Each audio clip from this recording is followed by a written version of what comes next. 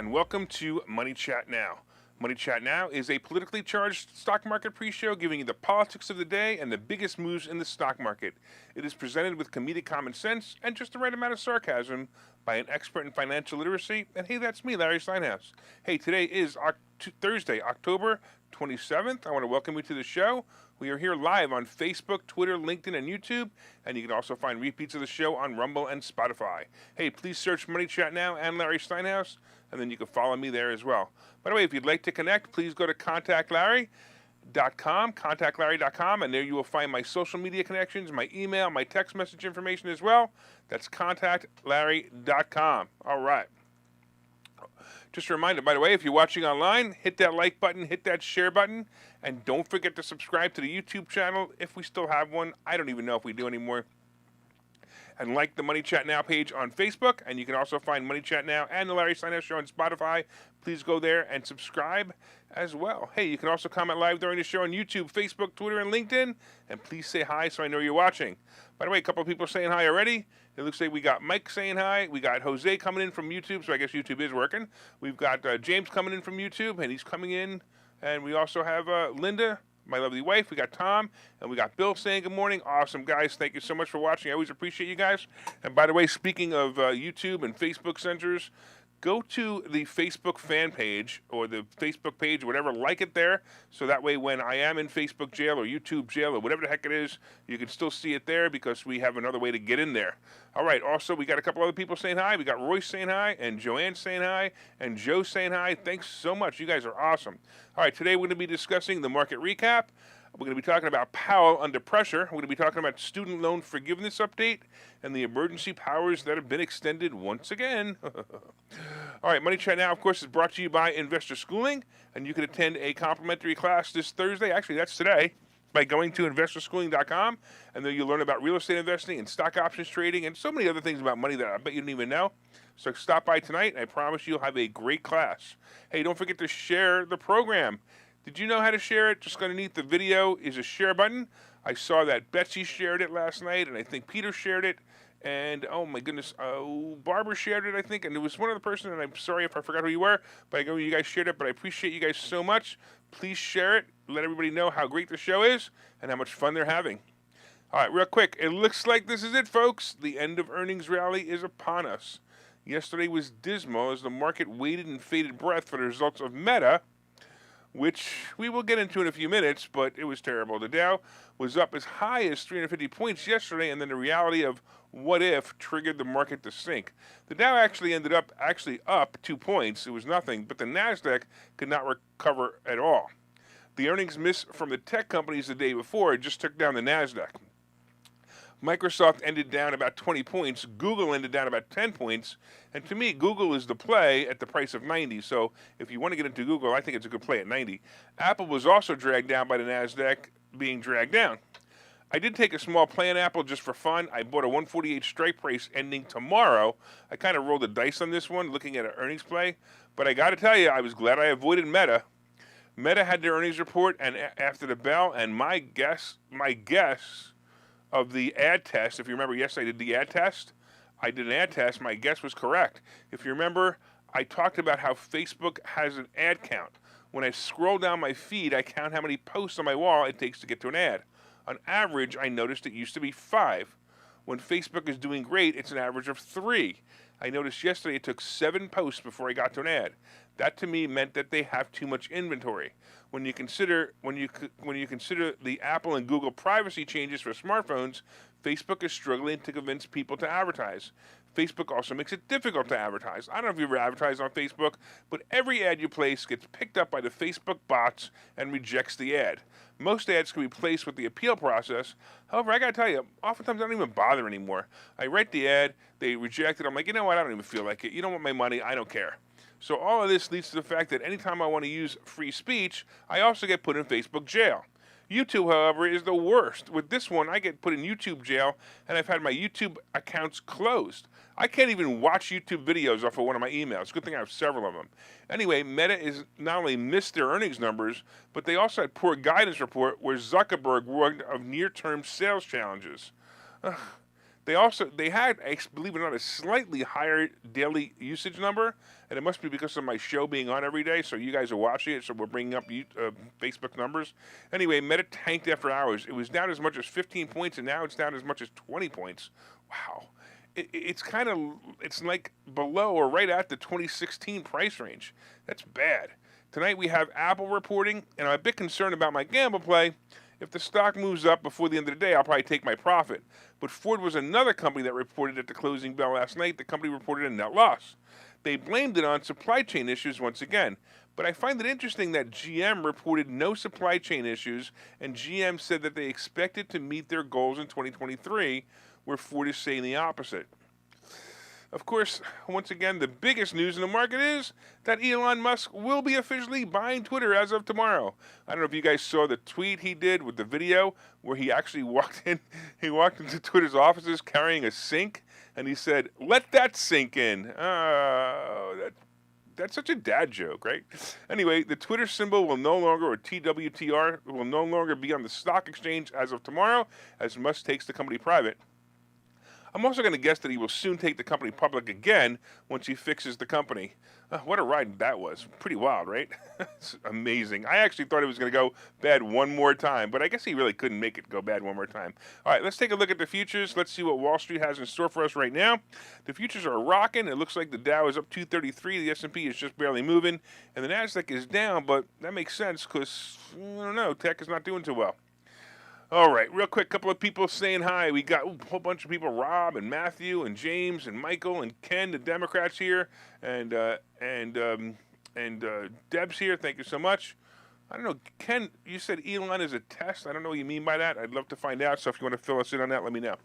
All right, we all know what's happening each month that Fed Chair Powell raises interest rates.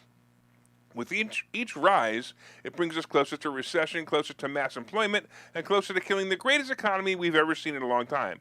Even the scamdemic couldn't keep us down for long. The economy here grew so much, so fast, that inflation became the issue. So what does the Federal Reserve do? They continue to raise the interest rate to kill the economy. As I and others have been saying, he took too long to raise rates, and now he's trying to make up for it. It's sort of like if you were going to cook a turkey and it takes 5 hours to cook the turkey at 350 degrees, you can't cook the turkey at 700 degrees and expect it to be done in 2.5 hours. Instead, you'll have a burnt mess on your hands. And that's basically what Powell's trying to do. But Powell continues to burn the economy. Politicians are now begging Powell to slow it down. The last time the Fed chair raised interest rates from 2016 to 2018, Powell withstood withering criticism from then President Trump. By the way, I remember this, and at the time, I actually was for the interest rate rise. I disagreed with Trump on this one, but, look, Trump was all about the economy moving forward, and it's great. But there is some credence to the idea of costs, of course, but, I saw the current problem coming. Anyway, the Fed was slowly raising rates, and not much happened until the scamdemic when the Fed dropped the rates to zero. Now we have politicians once again complaining and asking Powell to slow it down. He should slow it down. Here's a letter from Senator Sherrod Brown, and it was addressed to Powell. By the way, this Sherrod is a Democrat and warned about the potential job losses from the Fed's rate hike that is used to combat inflation. In the letter, Brown says, "It is your job to combat inflation, but at the same time, you must not lose sight of your responsibility to ensure that we have full employment." Brown added that potential job losses brought about monetary over-tightening will only worsen matters for the working class. He's absolutely correct. Inflation is a problem, no doubt, but having your salary taken away and using unemployment insurance will be worse. This won't be like the scamdemic where they'll be giving you bonuses to stay home. Without recommending a specific course of action, Brown asked Powell to remember the Fed has two-pronged mandate. The first is to lower inflation, and the second is to secure full employment. In Brown's letter, he requested that the decisions that he makes at the next FOMC meeting reflect the commitment to dual mandate. Brown is correct, even for a Democrat. The Fed needs to stop the ridiculous fast increases. Let the dust settle and then adjust. Other politicians such as Elizabeth Warren has chimed in as well. Don't forget that the Federal Reserve operates outside the government or the Constitution. The chairman and governors of the Fed Reserve are the guardians of the United States currency. These guys control it in their own little secret society known as the Federal Reserve. They are the gods of money. In about 2 weeks, we're going to get a glimpse of what the Fed will do the next time the CPI report is announced. Look, will inflation be increasing? I don't really know anymore, but I'll tell you that the real estate is getting more and more difficult to buy. It's ridiculous. Rates are ridiculous. Banks are basically telling people not to buy real estate anymore. It is so weird. Anyway, let's take a break here, and when we come back, we'll talk about other things. Okay, so you thought about buying and selling real estate. You've thought about investing in the stock market, but don't know where to start. Well, what if you could find a place to unlock strategies to master both real estate and the stock market, all without the headache? That place is Investor Schooling, hosted by Larry Steinhouse, an expert in real estate, financial literacy, and the ins and outs of the stock market. You can attend Investor Schooling in person or online 8 times a month. You can and will learn how to make money in real estate, and you will learn mastery of stock techniques such as options and covered calls. You will even get a chance to ask one of your burning questions to the stock options sultan, the master of picks and plays. Call 866-424-2829 for free information and receive a complimentary pass to attend classes, or register online at investorschooling.com. Don't delay. These passes are limited. So what are you waiting for? Call 866-424-2829. That's 866-424-2829. Or visit investorschooling.com. That's investorschooling.com.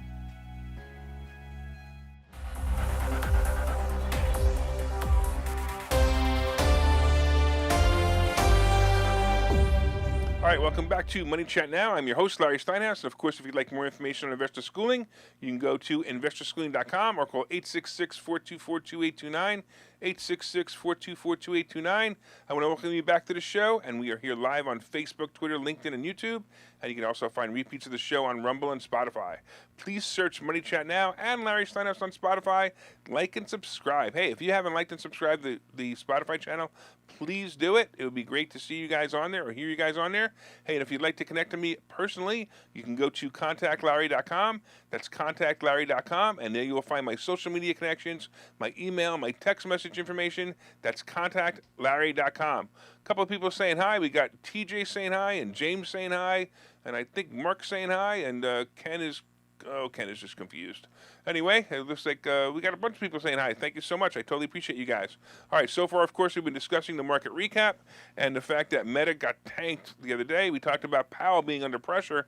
I mean, stop it already. You know, if you want to raise interest rates, do it quarter a point just so you could feel better or you could feel like you've done something. He's so annoying at this point.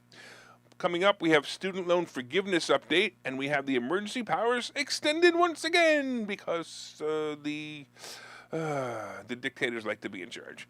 And of course, we have today's picks and plays. But first, did you guys hit that like button? Everybody hit that like button. So if you're watching for the first time, hit that like button. If you're watching for the first time, also hit that share button. And if you're watching for the first time and you haven't said hi, please leave a comment to say hi. Because if you don't leave a comment, I don't know that you're watching. Mike says, let's go Brandon. I love it, Mike. Thanks so much. All right, please share and like as well. And also don't forget to order my new book. By the way, I got some news from my publisher yesterday. They said that they're going to be selling my book overseas and translated in another language. I don't know. That's kind of cool, isn't it? But if you haven't read the book yet, I'm telling you, the book's got great reviews. The book is called Money Hacks. And if you ordered it and you read it, please leave a review on Amazon. Hey, I don't even care if you didn't read it. Just leave a review on Amazon anyway. All right. The book, again, is called Money Hacks. All right, so student loan forgiveness. Let's talk about this.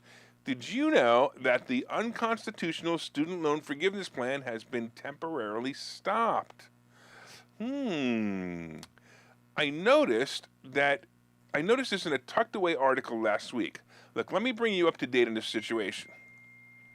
As you know, the dictator in charge used the emergency powers given to him during the scamdemic to cancel $10,000 of balances of millions of qualified student loans. Those who qualified for Pell Grants also got the gift of $20,000. The qualifiers of the Pell Grant are usually the lower income earners, and they're usually close to poverty or poverty-stricken. So, with the stroke of a pen, not the stroke of Fetterman, the stroke of a pen, Biden just decided to do this in the last-minute effort to help the midterm elections go to Democrats. So this, along with stealing our reserves to lower gas prices and lying about the economy, he's trying to manipulate the election. But let's just talk about the student loans. Well, a group of Republicans filed a lawsuit saying that this loan forgiveness would be a burden on certain people because it was done with the emergency powers. It must be reversed. So the Republicans in the states of Arkansas, Iowa, Kansas, Missouri, Nebraska, and South Carolina all filed suit to block the student loan forgiveness. Just on a side note, I think this might have been political suicide for these guys, but I'm beginning to understand politics a little more these days, and let me see if I can explain what I've come up with or my conclusion. So it appears that a good headline is worth more than actually doing something. Even if the headline of forgiving the student loan helped the Democrats for a short time. Now, of course, that the aforementioned Republicans filed a lawsuit, which honestly, after reading their claim, I believe has no bearing and they can't prove their case, they got a headline saying student loan forgiveness is on hold. Here's the facts of the case. The Republicans are trying to prove that it's an unfair burden to taxpayers and it's unfair to the student loan processing companies who make a profit off of servicing these loans. So they filed a case and it was immediately dismissed. They appealed and lost. Now they've taken it to the 8th Circuit Court and filed another appeal. In their appeal, they asked that the program be put on hold until their case is heard and decided on. So as of right now, the student loan forgiveness program is on hold. From what I've read about this case, the Republicans who filed the lawsuit have a very slim chance of winning this case. The problem will be proving the hardship of taxpayers and the loan services. However, in my opinion, they got a headline and once again dented the dictator's plans to lie, cheat, and steal from the American public, basically by using these emergency powers as he'd done before. So we'll see how it plays out, but frankly, I think Dictator Biden will get away with this fraud. Oh, did you know that the emergency powers were once again extended to mid-January? Yep, that means that Biden can continue to run his dictatorship even though he said COVID is over. Well, let me tell you a little bit about what that means in the next segment. So like I said, the emergency powers granted to the president and the governors of the states has been extended. These emergency powers state that a public health emergency still exists. Well, according to the press, the public health emergency first declared in January 2020 by the Trump administration has been renewed every 90 days since the scamdemic began. The powers activated by the emergency declaration have had a vast impact on the U.S. healthcare system and society safety net, allowing hospitals to act more nimbly when infections surge and keeping millions enrolled in public health insurance. So let me repeat that last line, right? Here we go, right? So the U.S. healthcare system and socially safety net allowing hospitals to act more nimbly when infections surge and keeping millions enrolled in public health insurance. Yes, as an empathetic person, we all want people to get good health care, and we also, of course, want the hospitals to act in the patient's best interest. And of course they do, especially when we know that the hospitals must treat people even if they can't afford it. But that's not what this is all about, and that's not what happened. So basically, the hospitals were the number one beneficiary of the COVID emergency powers. They were and still are rewarded for having COVID cases in their hospitals. According to the CARES Act, a major part of the emergency powers that have been renewed again, hospitals would get up to $30,000 from Medicaid and Medicare for those being put on respirators. They would also get paid within 15 days for all COVID-related hospitalizations, and normally it would take 90 days to get paid for. Be sure that Facebook, of course, and YouTube doesn't cancel my channel. I can't go much further into this because, I might leak the truth as it's documented on the CARES Act. So I'm going to suggest to you guys, look up the CARES Act, or if you want a summary of what I discovered 2 years ago, go to my personal website, LarrySteinhouse.com, and read the blog called Follow the Money. LarrySteinhouse.com, read the blog called Follow the Money. It was an amazing revelation when COVID first hit the country. You would clearly see why there are so many cases in the beginning. I can't say more here because I already have 2 strikes on my YouTube channel and Facebook keeps deleting my freaking videos. So go read the CARES Act, or again, read my blog called Follow the Money on my website, LarrySteinhouse.com. I gotta tell you, it makes me really mad that I'm censored for the truth. And I got to continue on every morning, and I have to censor myself so I don't get thrown off the air and you guys can't enjoy the show.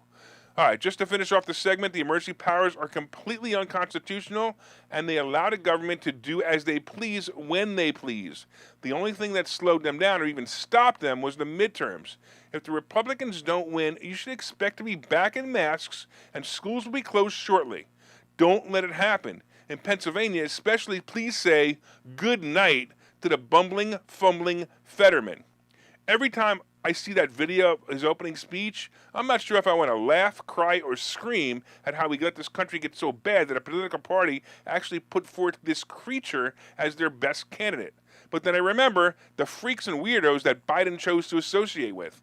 Think about it. When you compare them to Kamala Harris, I don't know, by the way, am I allowed to call her she? Well, anyway, she is the most normal. Yikes, it's really like a Batman comic, and the supervillains are taking over. Anyway, enough for now. Let's take a break, and after this break, I'll have some picks and plays for today. Good night! See you guys in a minute. Hi, I'm Larry Steinhouse, and one of the most misunderstood things in America is money. That's why I've written this book. It's called Money Hacks, because everything you think you know about money is wrong. And I'm telling you, everything you think you know about money is wrong. When you read this book, you will learn things about money that you did not know. You will even learn if money can buy you happiness. I have a full chapter dedicated to that. You're going to definitely want to read that. I talk about how to use other people's money to buy real estate. I talk about how to save more money, and I even talk about how to rebuild your credit score in this book. There are 22 amazing chapters in this book. This book is now available everywhere. It's available on Amazon. It's available on barnesandnoble.com. And you can order this book right now, and you'll have it in 2 days, and you'll start learning things about money that you never knew before. So order the book right now. Go to Amazon, go to barnesandnoble.com, and order the book, Money Hacks by Larry Steinhouse.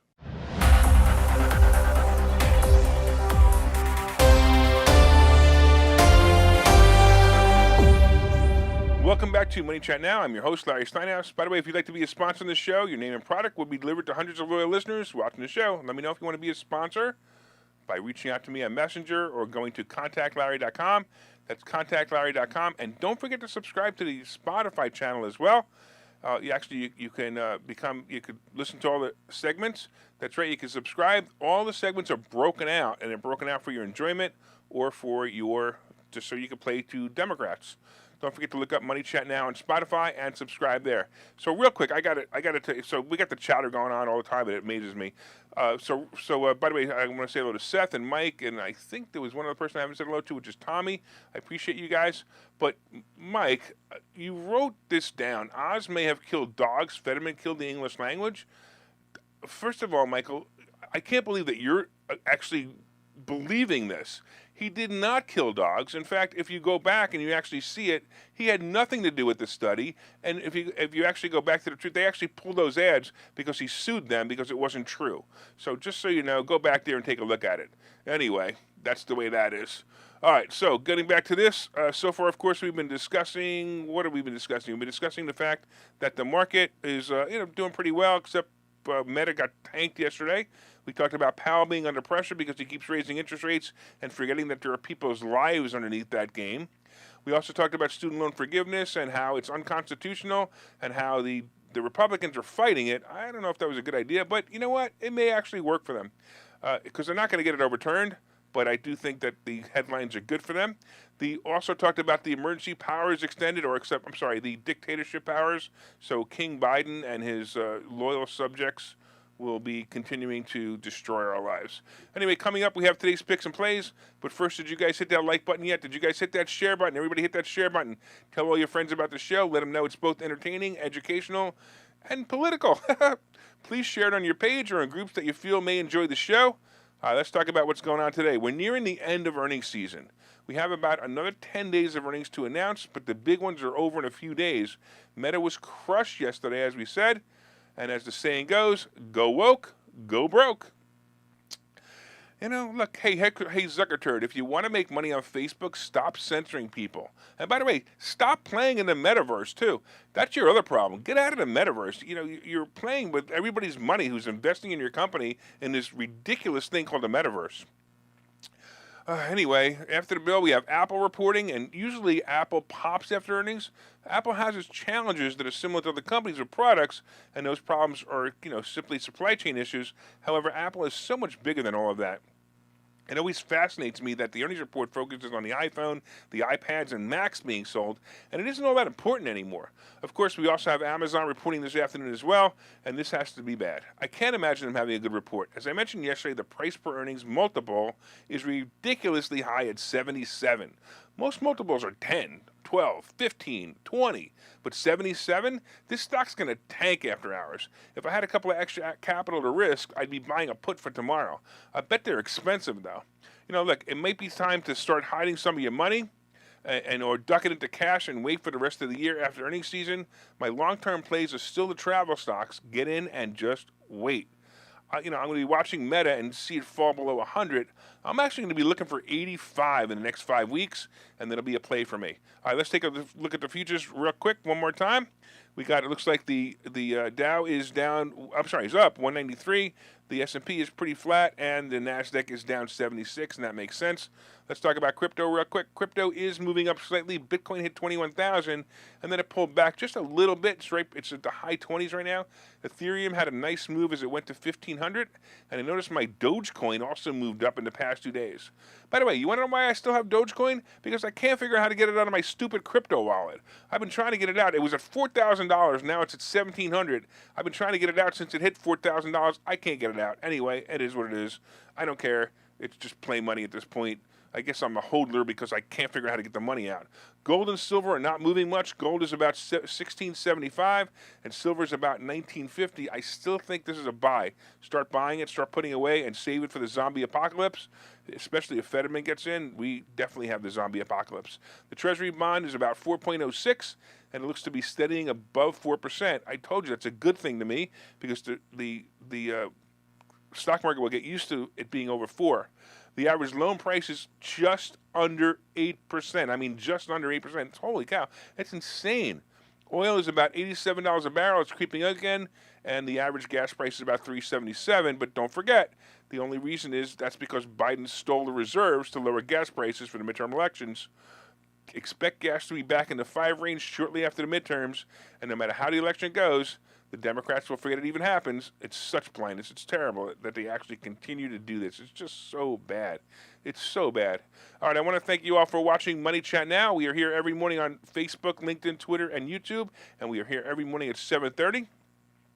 You can also find repeats of the show on Rumble and Spotify. And I don't know if you guys noticed, but on Money Chat Now page, we also have the breakout session. So we break out each story, and we do that as well. My name again is Larry Steinhouse. I'm the host of Money Chat Now. I am the CEO of Investor Schooling. And remember, you can contact me directly at contactlarry.com. Make it a profitable day.